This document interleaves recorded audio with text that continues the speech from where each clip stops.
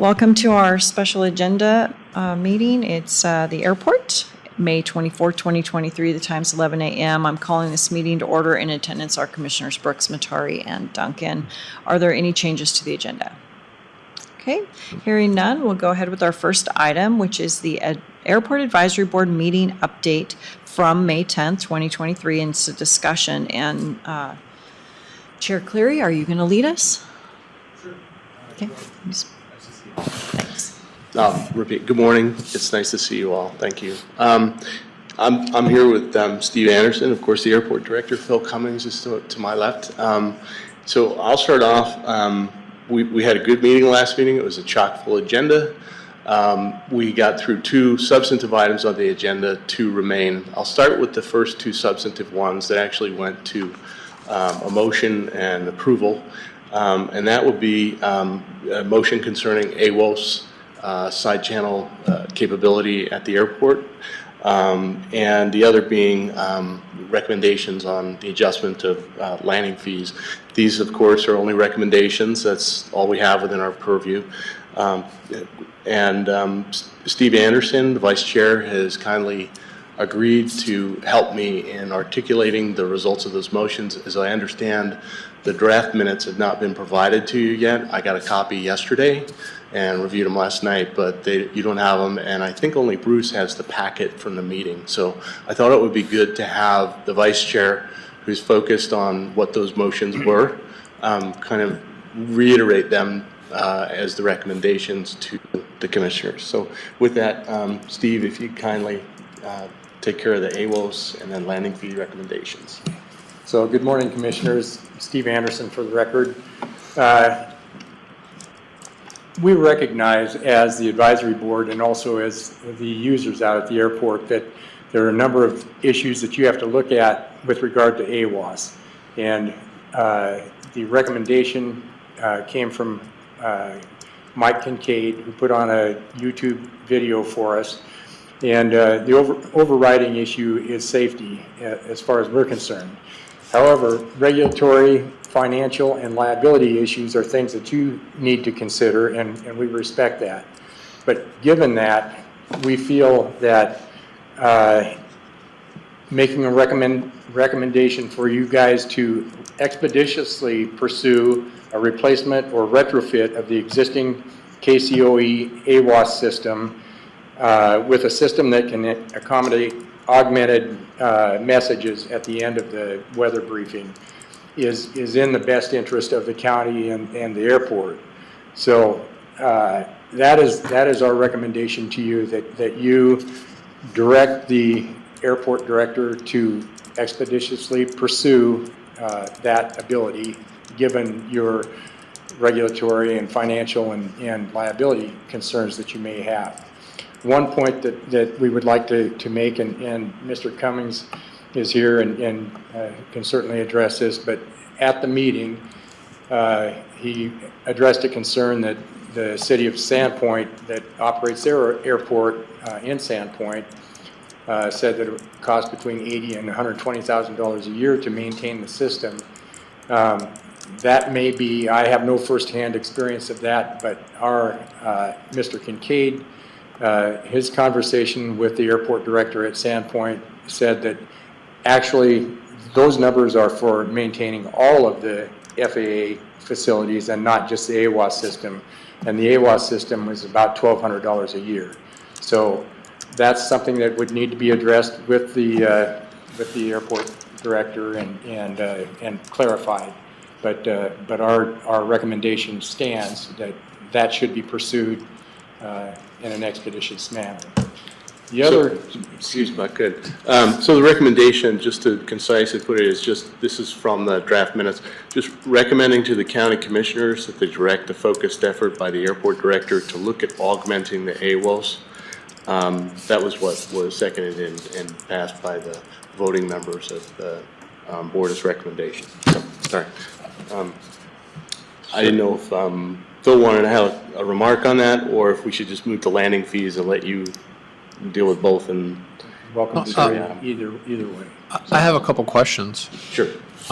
In this analysis with the board's With this analysis, did anyone look at any kind of staffing requirements to make sure the messages are correct and that they are removed when they're no longer relevant? Was that done at all in this cost assessment? Well, not in the $1,200 a year assessment. We had a meeting as a group with Mr. Cummings, and it's possible that the existing airport staff could be trained to do some of that. I don't know that that's something that Phil would like to address, but currently, I think the FAA comes out with their people and does the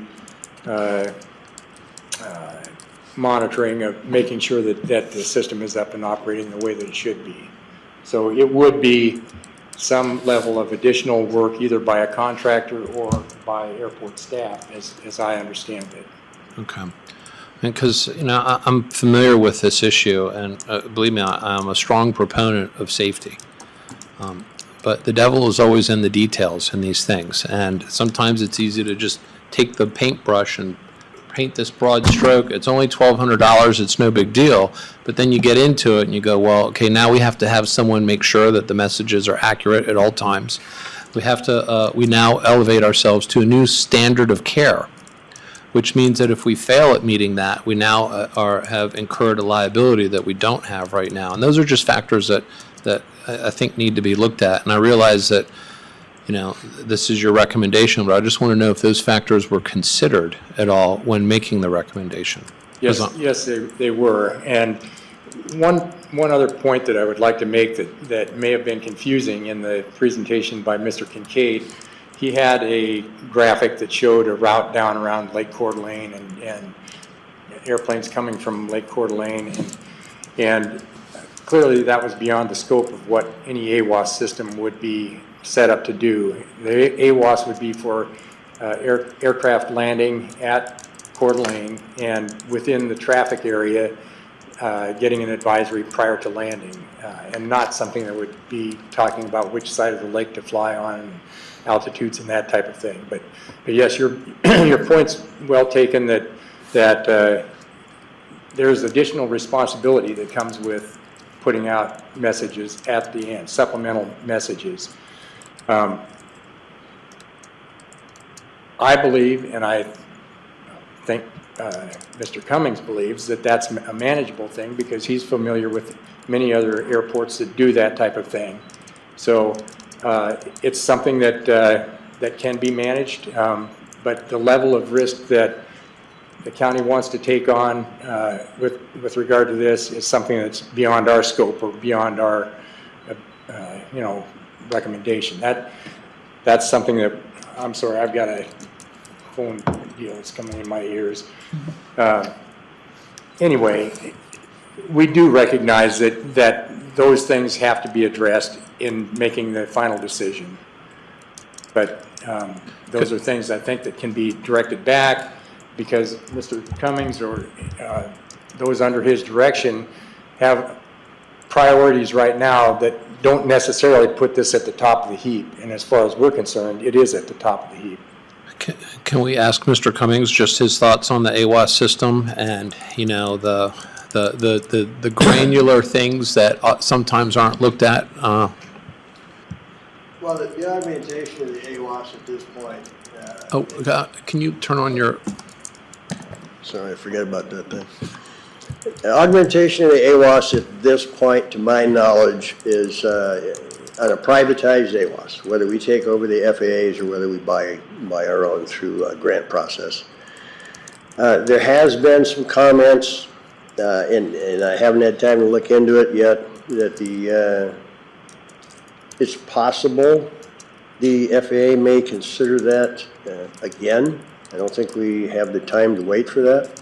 Frankly, I'm an advocate of augmented AWAS systems. I think it's one of the best safety tools a public airport can have, especially one like our airport.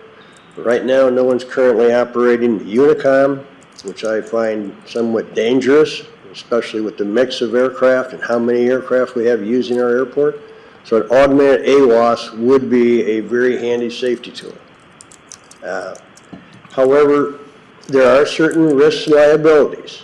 I do believe that managed properly, it would behoove the county to move in this direction.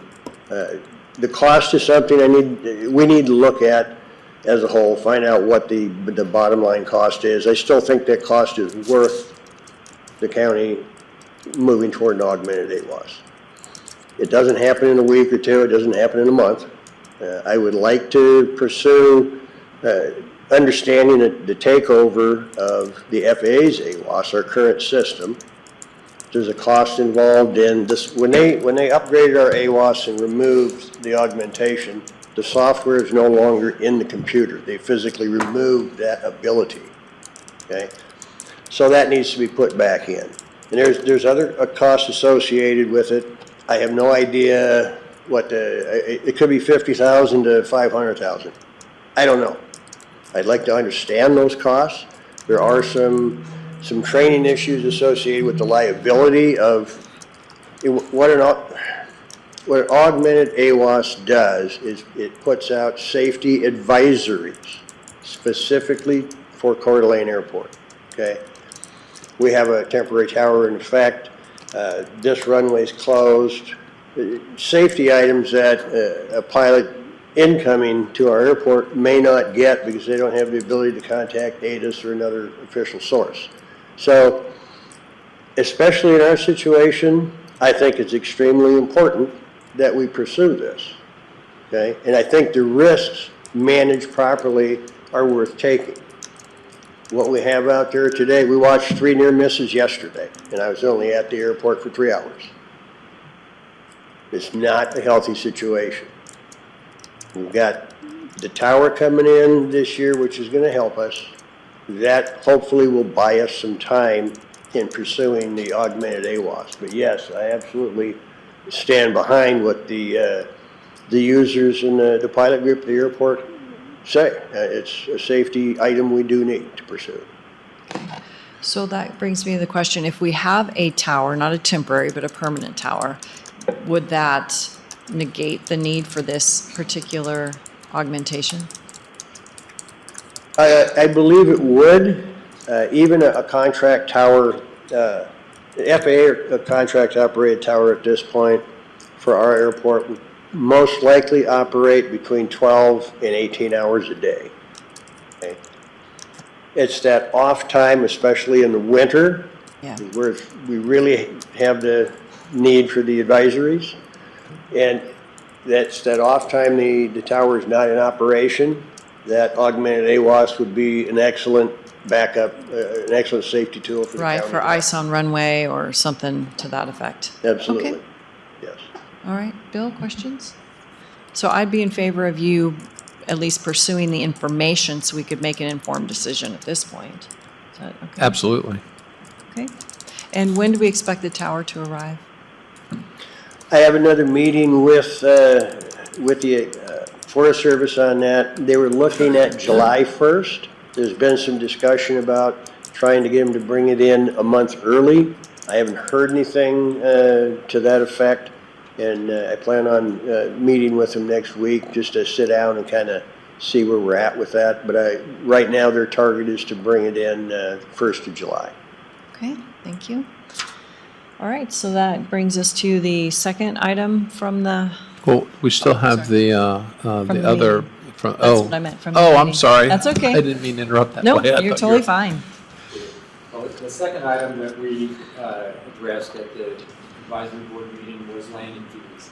And as you may recall, last year. Is your mic on? That's okay, landing fees. As you may recall, last year, landing fees were adjusted, and the weight was reduced from 12,500 pounds as a minimum weight at which the fees would apply to 8,000 pounds, and the rate was changed to a rate that included a kind of a sliding scale, but the overall rate, as told to myself and Mr. Cummings by the Forest Service, is the highest landing fee rates in the country.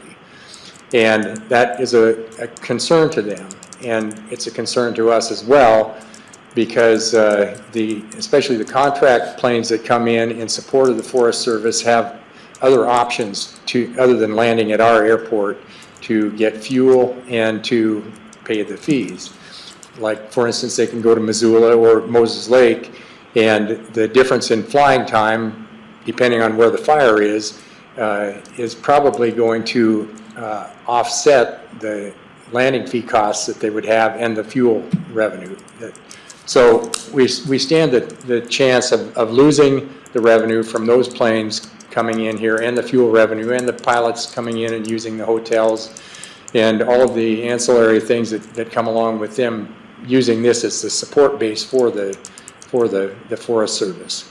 So based on that, we are recommending that the commissioners consider reverting back to the 12,500 pound minimum weight for charging landing fees, and exempting military aircraft, antique and classic aircraft, and other exemptions that the director could make for aircraft operating for heavy maintenance or other reasons, such as fly-ins and that type of thing. So, the rate would go back to $2.20 per 1,000 pounds as a flat rate, which those rates are in line with other airports around the country that are charging landing fees. And the 12,500 is a more common minimum weight for that. So as we heard from folks in the public who had formerly been on the board, the way that the prior resolution that's in effect, or the resolution that's in effect, was developed in part, as best we can understand from the comments, was to survey airports like, I think, Sun Valley, was it? Sun Valley. Which tend to have some higher rates. They're more luxurious destinations, this kind of thing. And so that appears to have factored into what was recommended. There was some comment from one board member, and also I think the public, about, what is the impact of bringing this back down to a uniform rate and applying the 12,500 pound trigger for those rates. What impact would that have on attracting more air traffic? And I think there was also a remark that from someone in the public who said, has anybody done kind of a market analysis of before and after? To my knowledge, none has been done, but these were things that were mentioned. I think they're good to bring to the attention of the commissioners as factors. I think the number that came out, the loss of revenue from the 8,000 pound to the 12,500 was approximately $15,000 a year. But the possibility of losing the revenue from the Forest Service operations would greatly outnumber that number in our belief. I So think it's a Forest Service like 100,000. I mean, they're quite. Yeah, I don't have that number. I Okay. was quite shocked when they told me we had the highest landing fees. Yeah. Well, because I remember, but he did present, Blaine County or, something, to that effect when those were originally done. So, okay. Something else that was brought up was with regard to the authority of the airport director to grant exemptions for certain types of, like military antique aircraft, things like that. As the airport director, Phil, sorry to steal your thunder here, said, that's something that the BOCC, I can recommend it to them, but it's the BOCC that makes the exemption, not me. And so I think if any action was taken on this, some clarity in that regard would be needed about what is the airport director's authority. Can the airport director just grant an exemption?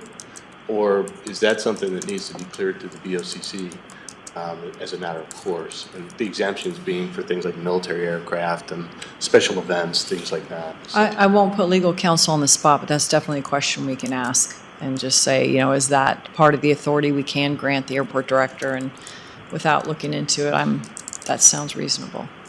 So, questions? I'm just curious what our airport director has to say about this. I don't disagree with a lot of the discussion we had. I'd like to clarify one thing. Sorry about that. I'd like to clarify one thing.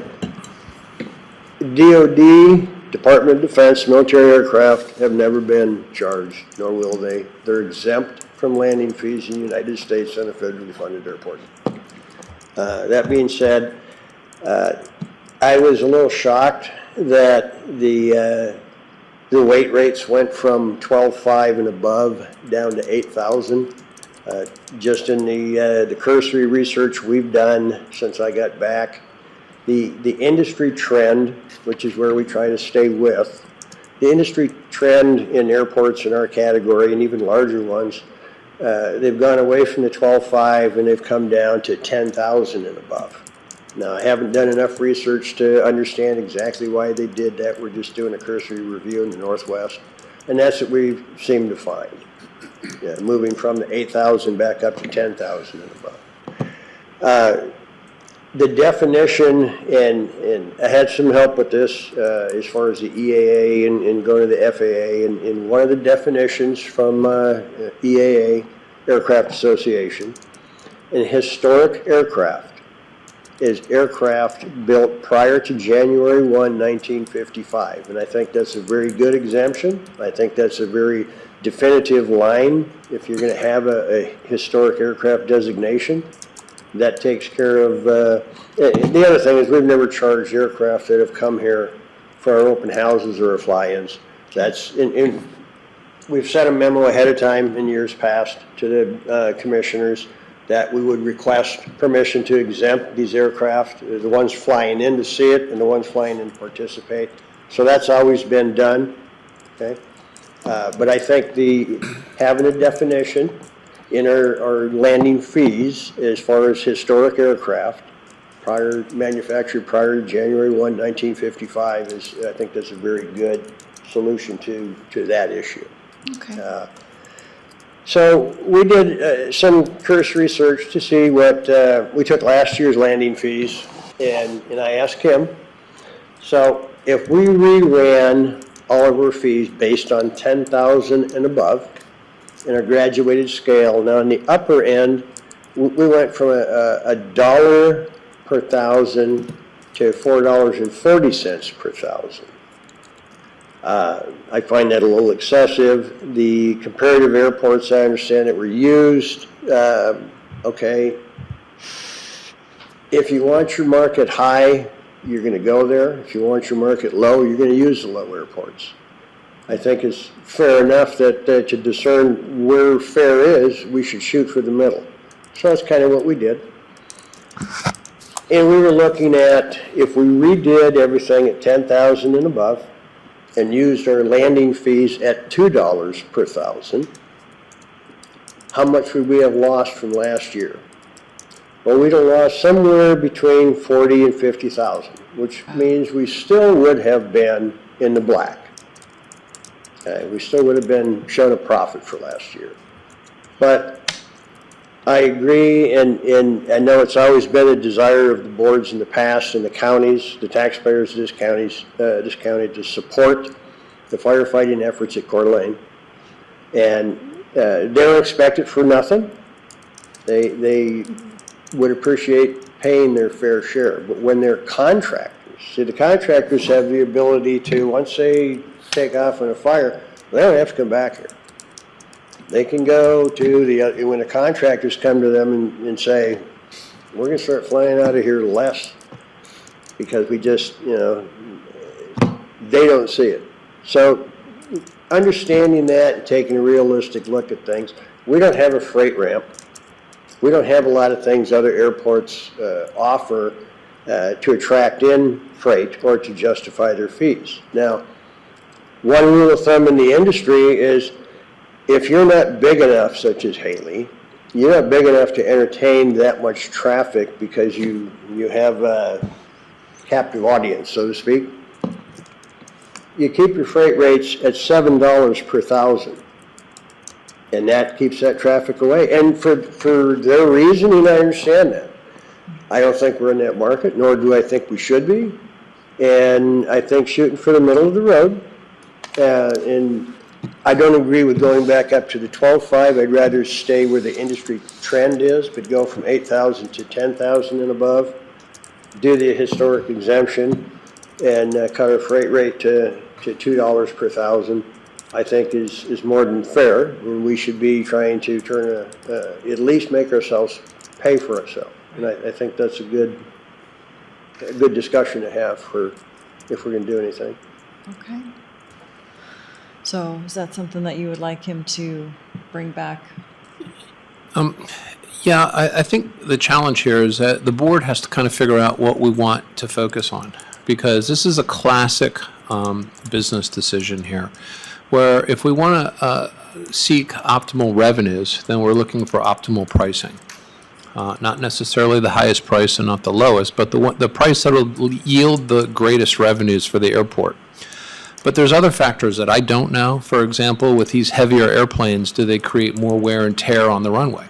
Will that shorten the life cycle of when we have to repair the runway? Will this additional traffic, if we lower the price, will that become a safety issue? We just had a discussion about that.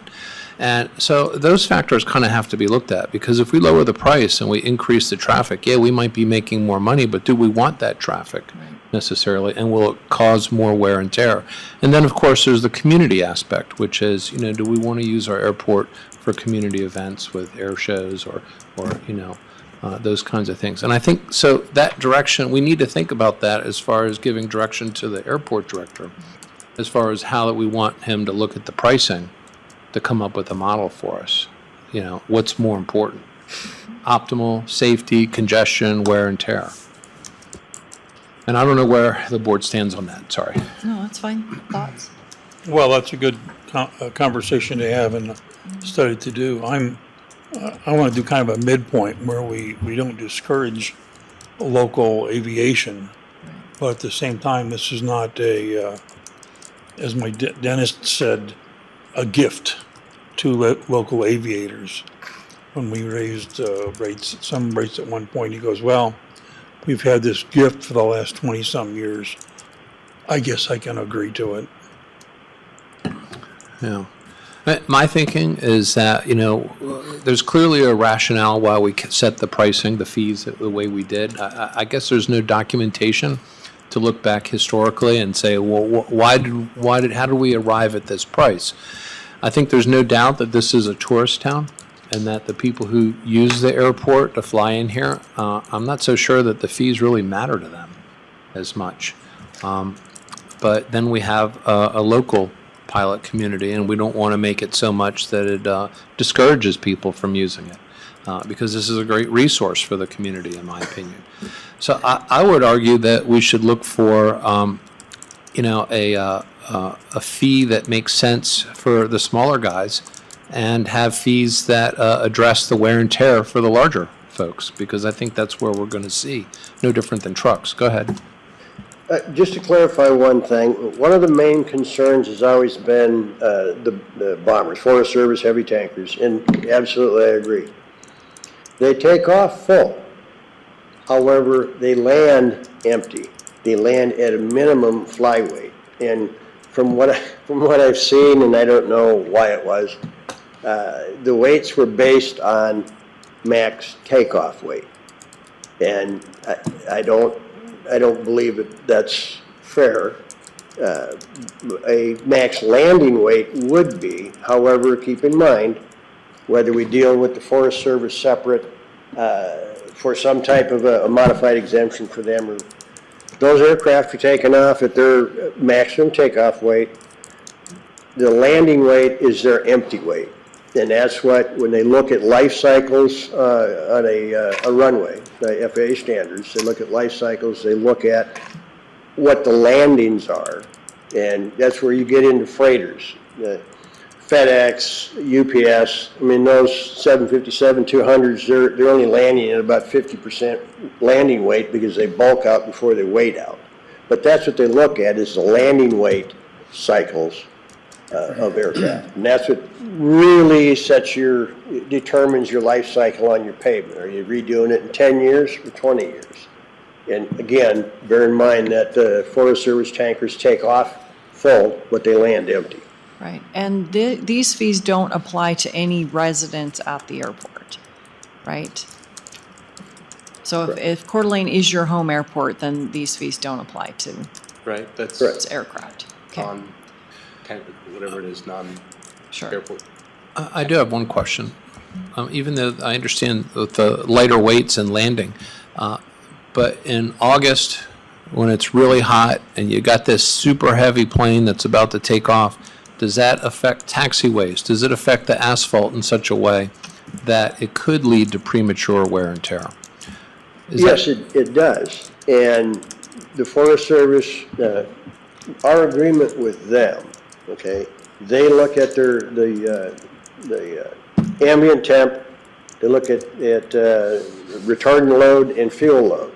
And a lot of times, the BAEs will go out of here at 400 to 500 gallons light so they can stay within those operable parameters. Okay. That's helpful. All right, so how do we go forward working on optimal pricing? You know, I have one comment. Sure. Is your mic on? This is not a great one, but Thank you. from a small government perspective, this comment may not be welcome, but, you know, typically what I would do is I would ask a contractor with expertise in the aircraft industry, especially this particular subject area, to kind of look at it. And I don't know if we have that capacity within the county, but it's one way to lessen the burden on Phil for causing him to go around doing it, and also to focus, you know, the expertise. The downside is it costs money.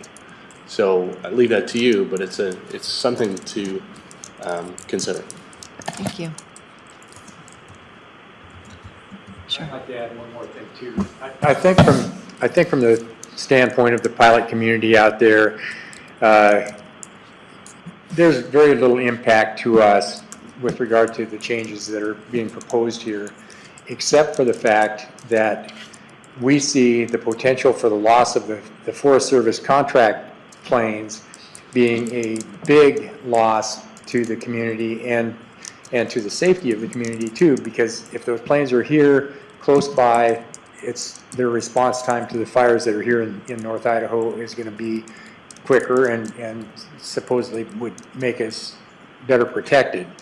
But hearing what the Forest Service had to say, and the fact that I believe they feel they're being gouged right now, that I think that their contractors are looking at other potentials, and by lowering the landing fee rates back to, in Phil's case, $2, we suggested $2.20 or $2, and $12.5 or $10. I think the local pilot community is not going to be concerned about either one of those recommendations. I think that would apply. But there was no more traffic coming in here when we had the landing rates that were in effect prior to last year than there are right now. So, I mean, I don't think lowering back to that level is going to increase traffic. It's not going to invite more traffic in, but we may be able to keep the traffic that we had last year. So if those revenues are going to the airport operations, and if the airport is supposed to be self-sustaining, it will affect ground lease rates and other costs that are being passed on to the folks that have leases out at the airport. And so keeping the revenue that's here from the Forest Service is going to be important to us. You had also mentioned something about the goodwill, so to speak, of the Forest Service providing the tower on a continuous basis this summer rather than kind of on-off intermittently as need be to fight fires. But you're saying there's a goodwill component to that may be appropriate to consider in terms of lowering the fees respecting them, right? Right. I mean, I just want to bring up a point you had made at the meeting, and I think it kind of resonates. Right. So At the meeting that Phil and I attended with the Forest Service, they were going to do 2-week at a time contracts for the tower. But that didn't mean that they were going to be here from July to September. But I think there's discussions now that they may. Well, to clarify that, they're gonna put the tower on the airport. Their contract for the tower will be July 1 to, I think, October 10th, for their fire season. They're gonna operate it in segments no less than 2 weeks at a time, so we don't have what happened last year. That was, and that was one of the things I was gonna discuss with them, and they presented the whole thing to me, exactly what we wanted. So I think that's a great move. And yes, I think that's some good consideration, the fact that they're gonna set it up that way. And Brian, thank you for thinking of my staff, and I know you're cognizant of our workload. With the research we put together this past month since all this came up, and with what's available through AAAE and our local FAA system, the airport system, I think we can put together a proposal for discussion I think we can have it ready for the next board meeting. And I think from that, we could probably come back next month to the commissioners with a proposal to move forward with this on. To me, it's important enough. I think we need to get it going. To me, it's almost as important as the AWAS. But we have enough information on it now. I don't think it would take a lot to tune it up, get it to the airport board for discussion, and the airport board can move it to the commissioners if they so choose. I'm okay with that. I would like some, at least, thought put into how it might affect congestion, because that could happen, and the safety overall with that, if it does lead to more flights. But I'm fine with a presentation with the Airport Advisory Board and then them coming back to us. Okay. That's good. Commissioners, I'd just like to publicly thank Mr. Cummings for his openness and his involvement with the stakeholders at the airport. The dialogue that takes place has been no surprises as to what his position is compared to ours, and it's allowed a dialogue that I think has been very productive. So I want to just publicly thank him for that. Likewise. Thanks. So just to close out, as I said, our last airport board agenda, we did not get through the entirety of it, but on deck for the next meeting is the subject of the adjustments to airport lessors that periodically occurs, and also Steve's going to give a presentation on airport leasing process. And I mentioned these things. I just bring you back to the guidance received from the BOCC when we were convened beginning of this year. We are working our way through systematically, consistent with the direction these subjects. And if there is direction that the board wishes to share with us about what we're getting right or wrong, we welcome that, obviously. So thank you. I'm happy so far. I mean, this is my airport list, and you just added 2 more things. And the green one is next steps for leasing. So next steps for leasing. So I'm glad to hear that you're working on that. So I've been fine with it. And sometimes you don't know what you don't know, and then there's things like this that come up that are like, okay, this is more of a priority because we see, a short-term effect, right? So I'm good now, sir. I have 2 words, carry on. Okay. All right, then we can go on to item 2, airport interview procedure. And Bruce, you had this one? Yes. For jobs that have a technical nature, a certain type of skill set and knowledge that I'm not familiar with, I tend to like to have someone who does have that knowledge speak with these people first, because what I find is that I can't ask the right questions to make sure that people know the subject matter. In this particular situation, it's the FAA guidelines, and because I'm not a subject matter, and I would think that the rest of the board doesn't have the same level of knowledge that an actual airport director should have, that it would only make sense to have our airport director interview these people first to vet them and make sure that they do have the technical competence. And then those people that get through that interview process would come before the board, because now we're looking for working relationship versus trying to identify, is this person really the right, do they have the competence for the position? So I think for me, I would be fine with maybe like an initial telephone interview, but passing everybody through with the comments and knowing and being able to, okay, so this guy's short in this area, so make sure that we ask these questions, kind of thing. So I don't necessarily want to task the airport director with making that final decision whether they move on through the process or not, because the people that are going to come to him already have done that first step where if they don't meet minimum qualifications, then they don't go to Phil at all. Well, as long as there's a conversation and there's feedback to be given to the board, but I'm assuming that those first steps to meet minimum qualifications are from people who don't have the qualifications to determine whether they have the qualifications, and that's my concern. Well, you have minimum. You have, how much experience you want, and do they have the right education? So those are the ones that are getting weed out ahead of time. Yeah. Then Phil gets the next batch and says, okay, now out of these 5 people, here's my ranking, or here are the questions that, these 2 need to be asked, or Yeah. something to that. I mean, my experience for programmers, I used to have my lead programmer interview them. It was a simple technical test to see if they had competency, and then they would, if they completely failed, I wouldn't waste my time. But we can still have these people come through to the board if we want to meet with them. It's fine with me. I just like to have some idea as to whether they, they know this I stuff. think that's valuable. Yeah. Yeah, Bill? Yes, I mean, as narrow as we can make the funnel without weeding out qualified people, I'm in favor of that. Okay. Okay. So Phil, is that something that you'd be willing to do for us, is do that initial interview once the pool's been, like, these do have the minimum qualifications? Yeah, I've been going through some of the applicants. I haven't gone through all of them yet. I was out last week, as you know. Yes. So, but I'm getting through them. Okay, Yeah. so I have a list. I don't know if you have the list of 5, or are you doing all of them? I had 11. I think they added 3 more or 4 more last week. Okay. So I think I was up to number 7.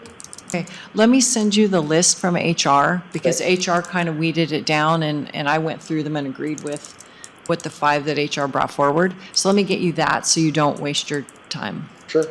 Okay. All right, so I can do that. So you have direction. Okay. Thank you. Oh, so then my question though is, once Phil is done with these 5, let's just say, because I don't know how many, really, my memory says 5 telephone interviews, and then he's able to, rank these people, then the board can decide who we want in-person interviews? I think that's prudent. Okay. And are we looking at a time frame, like we want to get this done sooner than later, or we're okay with Phil can take us, the next 2 weeks to interview, or you want him to take the next, what's the time frame looking like at this point? Well, the time frame was largely contingent on making sure that we're not lifting up the carpet and finding more bugs running around. So, but I would assume that we should just move at a good, steady pace, not waste time, but we don't have to accelerate anything. There's no Right. sense of Okay. urgency.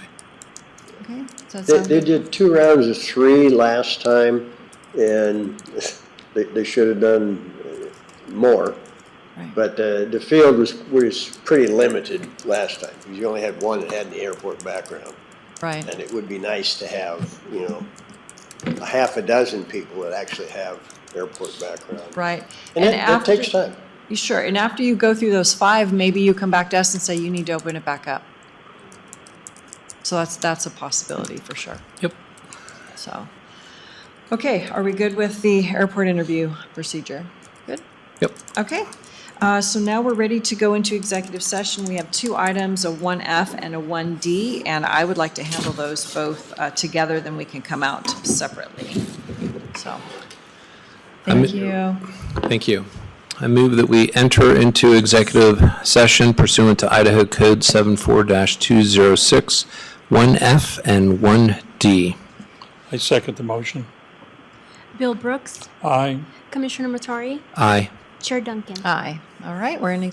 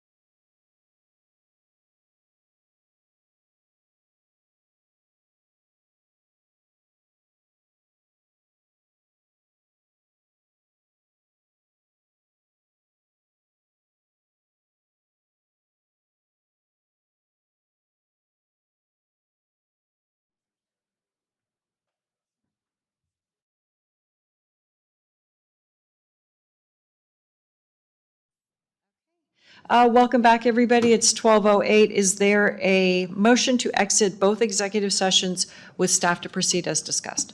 I move that we exit executive sessions 1F and 1D with staff to proceed as discussed. I second the motion. Bill Brooks. Aye. Commissioner Matari. Aye. Chair Duncan. Aye. All right, public comment? None. 12:08, meeting adjourned. Thank you, everyone.